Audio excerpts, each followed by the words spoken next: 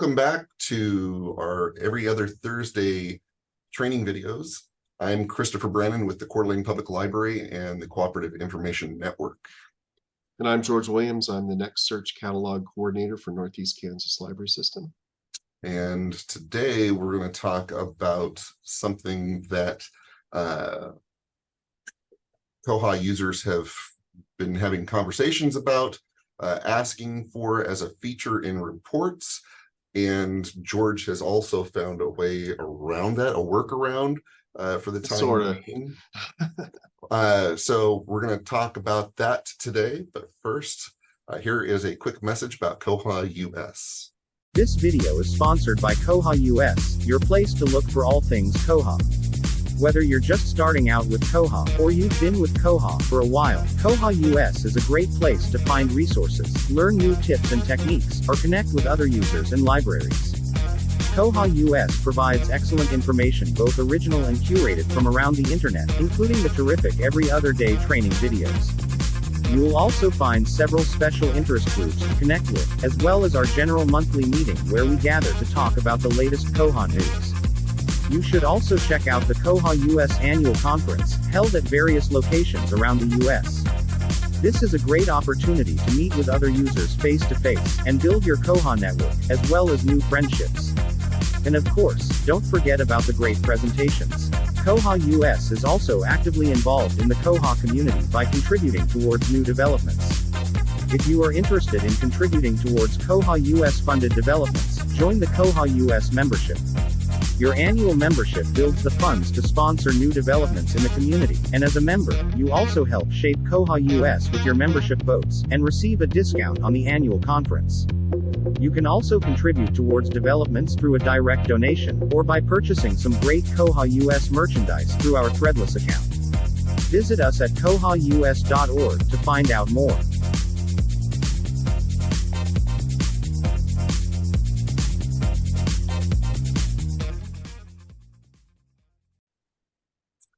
All right, George, take it away. So this is topical, timely, whatever you want to call it. Just the other day, Rachel on the Bywater Partners Slack channel asked a question about sorting data in a report. And what she's really hoping for is that you can run a report and then click on a column header and then have the report resort based on clicking on the column header. Unfortunately, Koha doesn't do that. My understanding is that there is a bug for that. Somebody has suggested that as an enhancement. And I'm not sure if anybody put the bug number into that discussion. It doesn't look like they did. So apparently there's a bug out there to sort tables and reports once the report is run. And there isn't a way to do that now. There might be in the future, but there is a way to do that dynamically in a report during the runtime. So let me show you how to do that. So this is a report. There are a couple of these that I do. And this is the one that's easiest to do on the Next system without having to recreate a version that'll run on the Koha-US demo.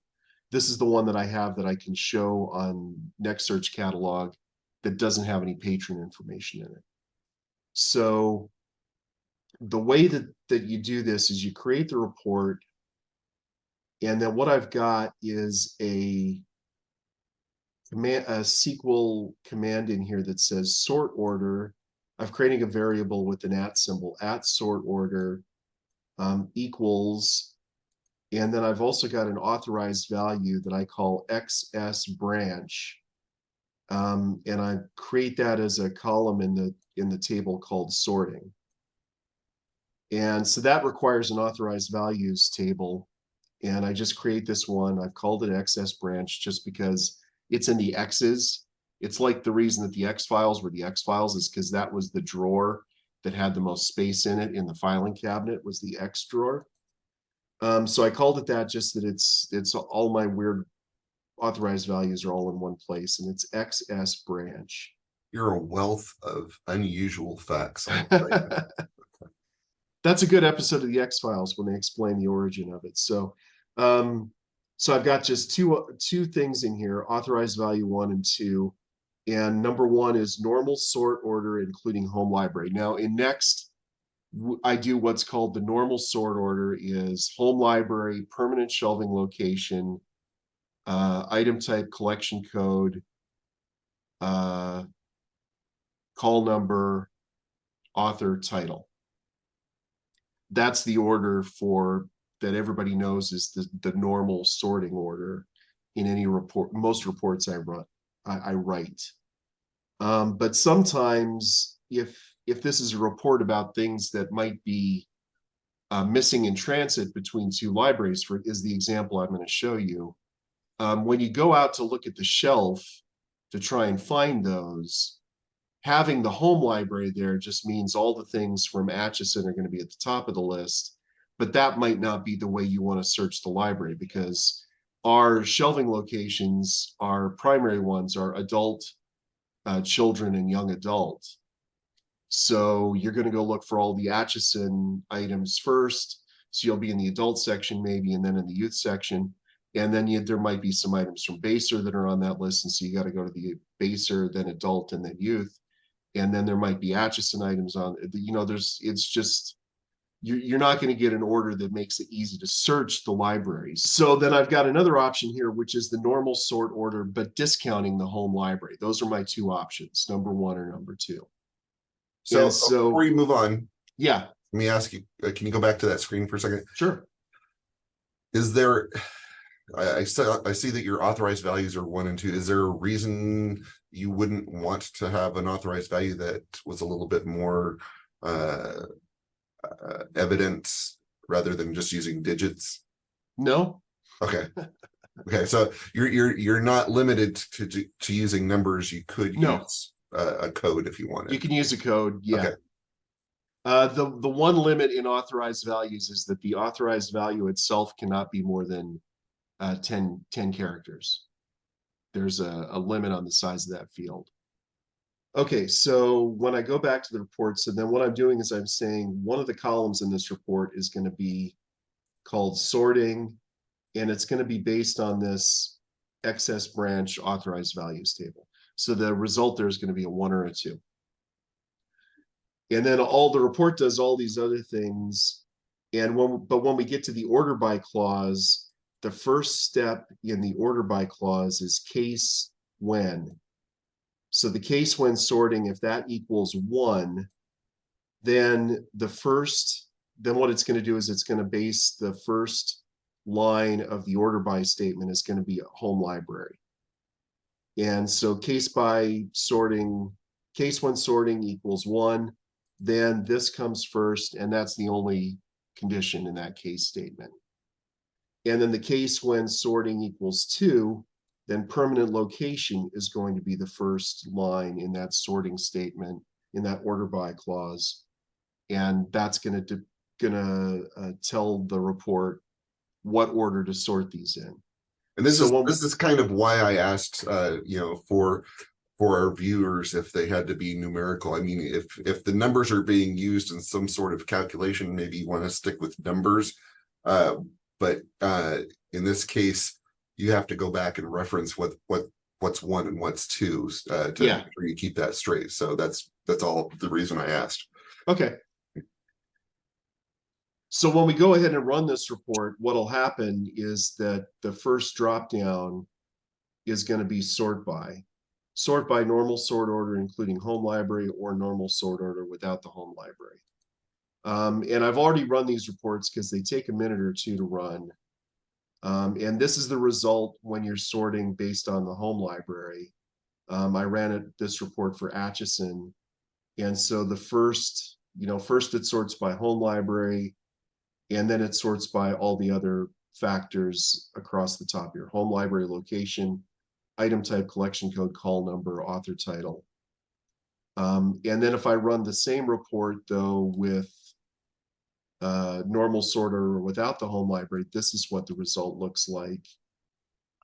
instead of the first one being Atchison, it groups all the adult ones together because it's sorting by location first, Right. then item type, collection code, call number. And so I've got, instead of their first report, which is, home libraries are grouped together.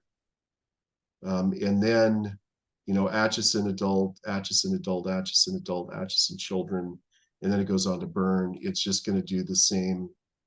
It's the exact same data. It's just going to be in a different order based on those two things, the authorized value and what the case statement says to do. Very cool. And like I said, I've got a couple of reports that I do this with.